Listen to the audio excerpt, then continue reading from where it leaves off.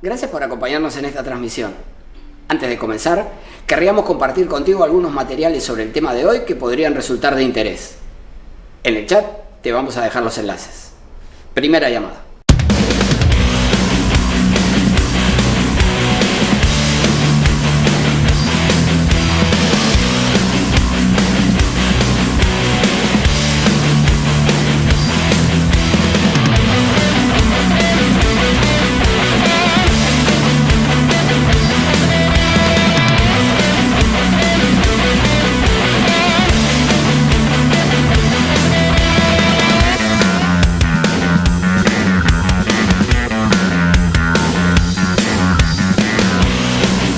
Ya estamos por comenzar la transmisión, pero antes quería pedirte que si te interesan nuestros contenidos, nos sigas en nuestras redes sociales.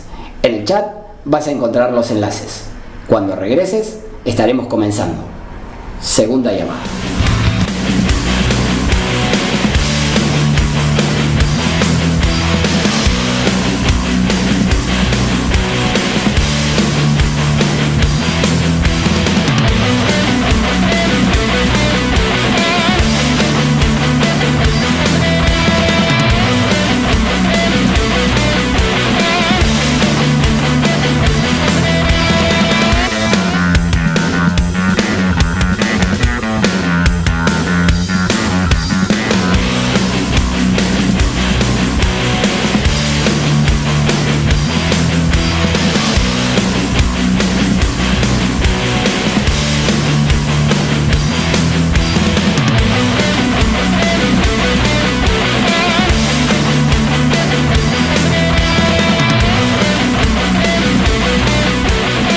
Esta es la tercera llamada. Comencemos de una vez.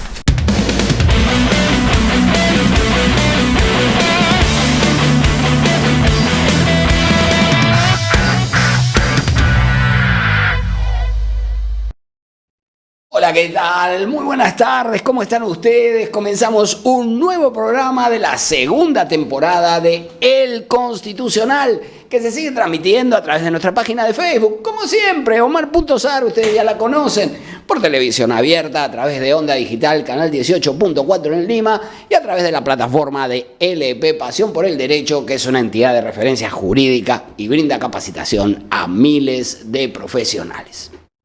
Como siempre decimos, El Constitucional es un programa multimedia que se transmite por web, por redes sociales y por televisión. ¿Qué más pueden pedir los seguidores del derecho constitucional? Les vamos a pedir, por favor, que nos dejen su like en esta transmisión, es muy importante, que se incorporen como colaboradores de nuestra página de Facebook y de esa manera estarán ayudando a que el material que más nos interesa sobre los temas constitucionales llegue a más gente. Vamos a desarrollar hoy básicamente dos derechos fundamentales reconocidos en la Constitución y desarrollados en tratados internacionales sobre derechos humanos. La Constitución comienza por el capítulo primero titulado de los derechos fundamentales de la persona.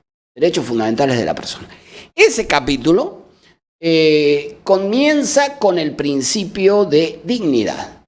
Efectivamente, el artículo 1 de la Constitución establece que la defensa de la persona humana y el respeto de su dignidad son el fin supremo de la sociedad y del Estado. Entonces, la Constitución comienza fijando como faro la dignidad de la persona humana y la existencia del Estado para la realización de la libertad de la persona humana.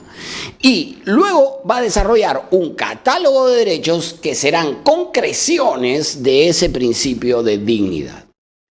Los primeros principios que concretan ese mandato de dignidad en el catálogo se desarrollan en el inciso primero del artículo segundo de la Constitución y van allí en primer término, inmediatamente después de la dignidad, la vida, la identidad y en lo que aquí interesa, la integridad moral, psíquica y física.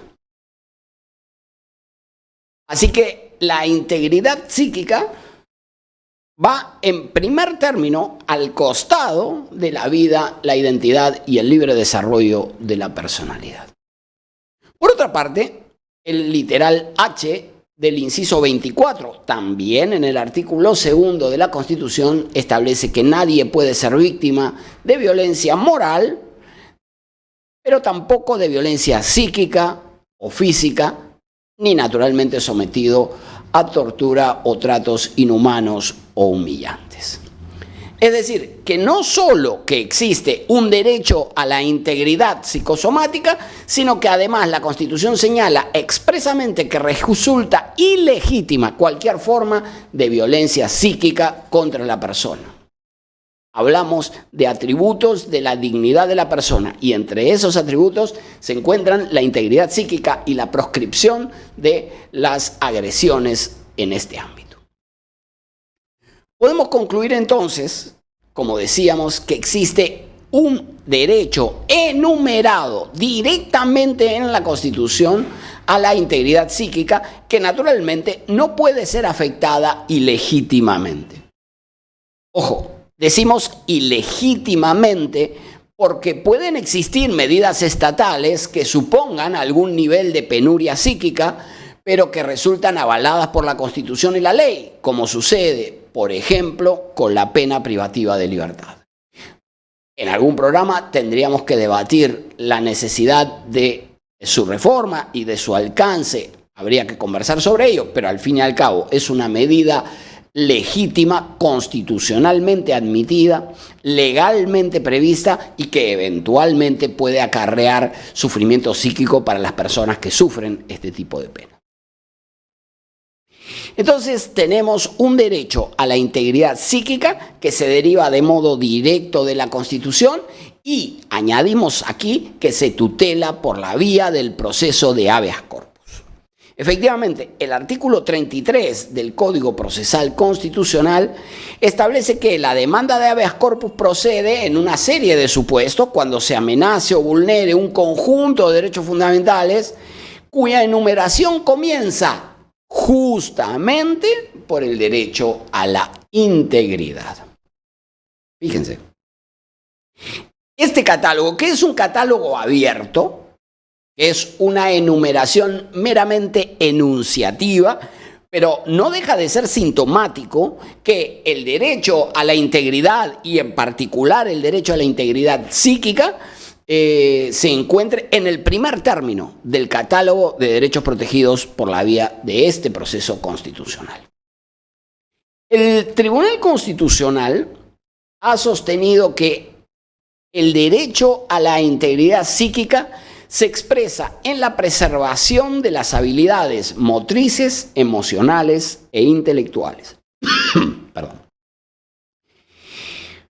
Por consiguiente, asegura el respeto de los componentes psicológicos y discursivos de una persona, tales como su forma de ser, su personalidad, su carácter, así como su temperamento y lucidez, para conocer y enjuiciar el mundo interior y exterior del ser humano. En ese sentido, se considera como un atentado contra este derecho a la integridad psíquica la utilización de procedimientos médicos, como por ejemplo el llamado suero de la verdad, que supone la aplicación de soluciones líquidas para explorar sin expresión de voluntad el campo del subconsciente. Asimismo, se encuentran proscritos los denominados lavados de cerebro o las hipnosis realizadas por vía compulsiva o no avaladas por el libre albedrío. Entonces, aquí el tribunal desarrolla, primero, el contenido fundamental protegido por la Constitución de este derecho y además señala una serie de mecanismos que vulneran este principio y que pueden ser repelidos por la vía del proceso de habeas corpus, como señalábamos. De otra parte, y concordante con el pronunciamiento anterior y con el derecho enumerado al que hacíamos referencia, el derecho a la integridad psíquica, la Constitución garantiza también el derecho a la salud, que incluye el derecho a la salud mental. El artículo 7 de la Constitución establece lo siguiente: todos tienen derecho a la protección de su salud, la del medio familiar y la de la comunidad, así como el deber de contribuir a su promoción y defensa. La persona incapacitada para velar por sí misma a causa de una deficiencia física o mental tiene derecho al respeto de su dignidad y a un régimen legal de protección, atención, readaptación y seguridad.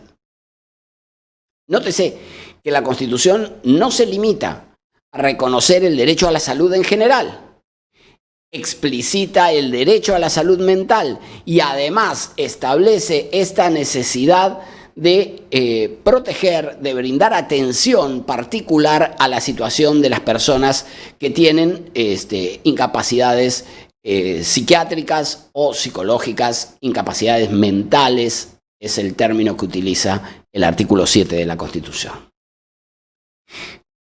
Así que de esta disposición del artículo 7 de la Constitución se derivan dos aspectos importantes. Uno, la condición de derecho fundamental de la salud mental y, además, segundo, el deber del Estado de aprobar un régimen legal de protección para las personas con afecciones de su salud mental. Nótese que hay aquí una exigencia impuesta por el constituyente al legislador para que establezca un régimen, de modo que la inexistencia de este régimen supondría una suerte de inconstitucionalidad por omisión. Luego vamos a ver cómo atendió el legislador este mandato de aprobar un régimen legal de protección para las personas con afecciones de salud mental. El Tribunal Constitucional ha sostenido que el derecho a la salud en general implica la facultad que tiene todo ser humano de conservar un estado de normalidad orgánica funcional, tanto física como mental. Y concretamente sobre el derecho a la salud mental, en el expediente 3081-2007, todos los enlaces de los casos que hemos consultado y a los que estamos citando en el programa, los van a encontrar en el primer comentario de esta transmisión. Allí van a encontrar un listado de material, de doctrina y también de jurisprudencia del Tribunal Constitucional sobre esta materia. El derecho a la salud y particularmente, dice el tribunal, y cito, el derecho humano a la salud mental, repito, el derecho a la salud y particularmente el derecho humano a la salud mental incluye, por una parte, la interdicción de intromisiones estatales en la esfera individual y, por otra, un elenco de garantías en beneficio de la dignidad personal, lo que implica una enorme variable de factores socioeconómicos imprescindibles para el desarrollo sano del ser humano. En otras palabras, el derecho a la salud mental sigue la cita del Tribunal Constitucional. El derecho a la salud mental tiene como contenido esencial los elementos que son inherentes al derecho a la salud, pero con la particularidad de que sus titulares constituyen un sector de la población altamente vulnerable, que requiere de una visión de sus derechos fundamentales desde una óptica que no solo entraña categorías jurídicas, sino también médicas, antropológicas, sociológicas, entre otros aspectos que han sido considerados por los estándares internacionales de protección de los derechos humanos.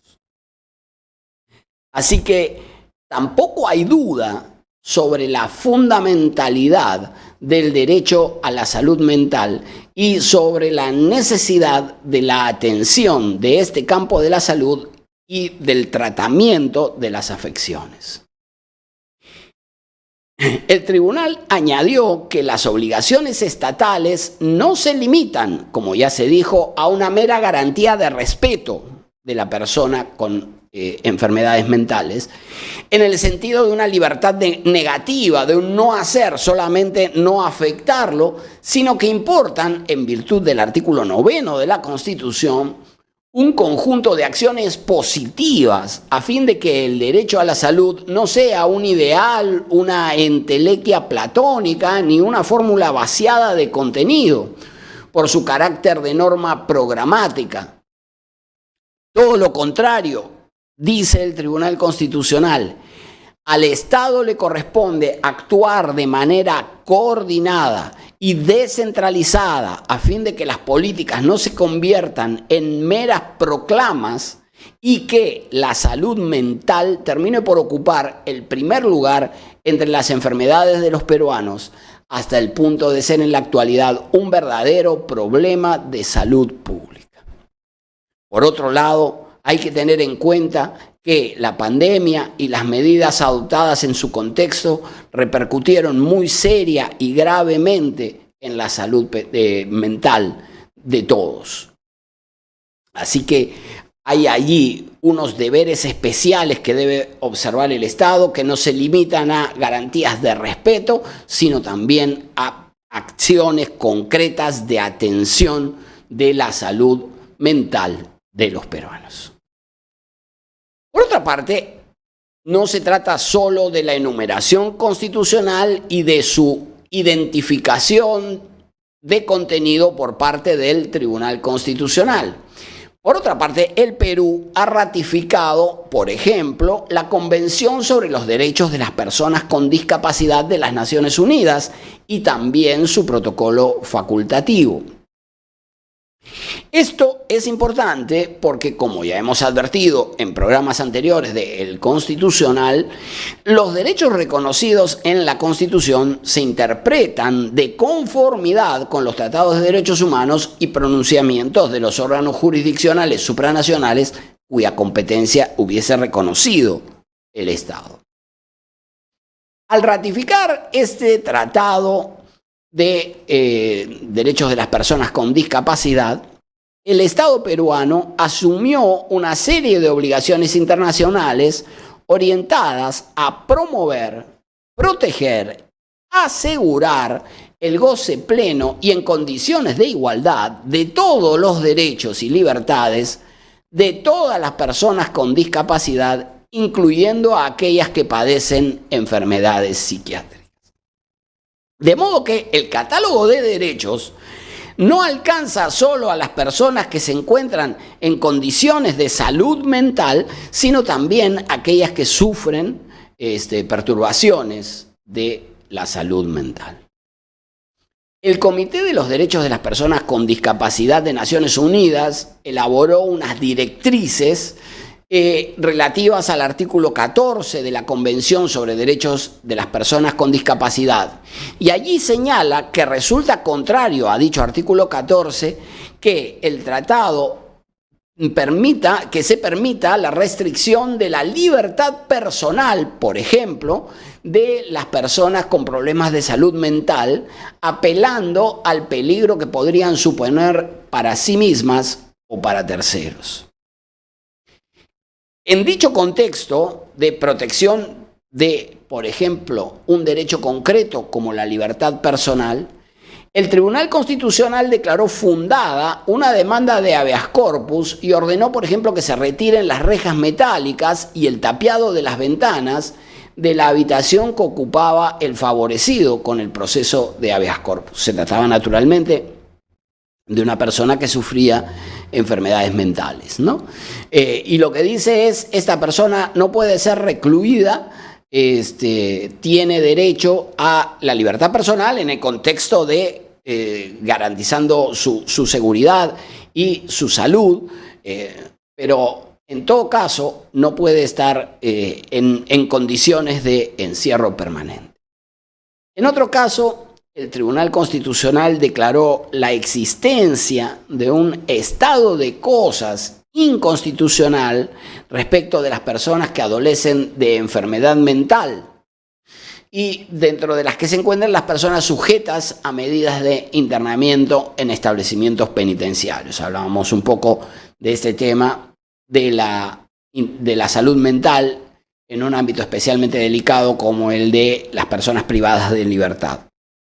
En este caso, el Tribunal Constitucional declaró la existencia de un estado de cosas inconstitucional respecto de la atención de la salud mental en los establecimientos penitenciarios.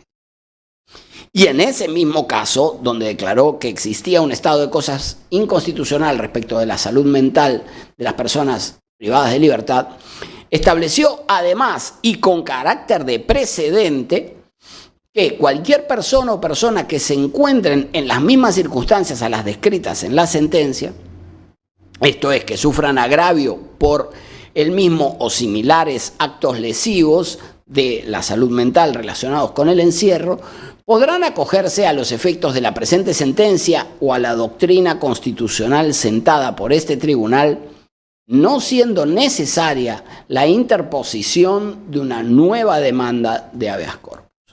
Entonces se entiende que medidas de ejecución de esta sentencia o de represión de actos lesivos homogéneos, cuando se trate de afectaciones de la salud mental, podrían ser invocadas directamente como parte de la ejecución de esta sentencia.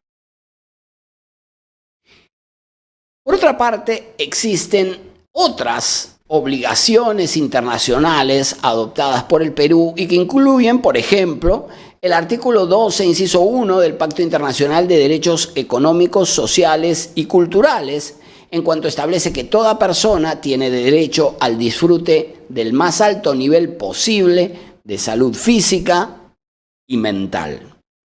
Incluso en el ámbito de las Naciones Unidas se adoptaron unos principios para la protección de los enfermos mentales y el mejoramiento de la atención de la salud mental.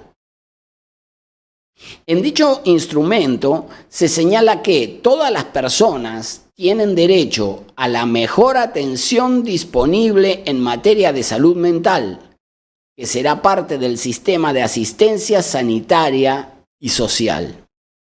Y añade que las personas serán tratadas con humanidad y con respeto a su dignidad. Entonces, como verán ustedes, no se trata solo de deberes de abstención, sino también de deberes de cuidado, deberes de tratamiento sensible de personas que tienen una situación de especial vulnerabilidad, como señalaba el Tribunal Constitucional, en relación con la enfermedad mental.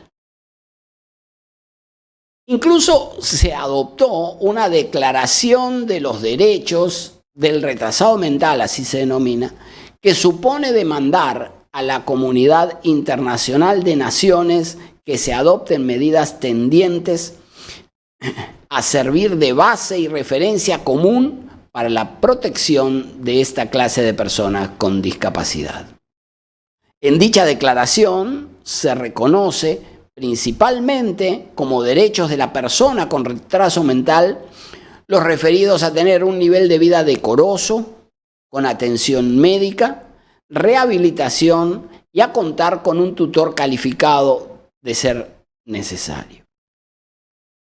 Señala además que el deber del Estado es brindar asistencia al hogar de dichas personas de forma tal que puedan reinsertarse en la sociedad, permitiendo su desarrollo al máximo, con posibilidades de desempeñar un empleo productivo o alguna otra actividad acorde con la dignidad humana. Como verán ustedes, hay un vasto entramado de obligaciones internacionales en materia de derechos humanos que fijan estándares de atención, de cuidado y de promoción de la salud mental. La Corte Interamericana de Derechos Humanos no ha sido ajena a esta problemática respecto de la atención y cuidado de la salud mental. En el caso Ximénez López contra Brasil, resolvió que la atención de la salud mental debe estar disponible para toda persona que lo necesite. Dice la Corte Interamericana en su jurisprudencia, en este caso Ximénez López, y cito: todo tratamiento de personas que padecen de discapacidades mentales debe estar dirigido al mejor interés del paciente. Debe tener como objetivo preservar su dignidad y su autonomía, reducir el impacto de la enfermedad y mejorar su calidad de vida.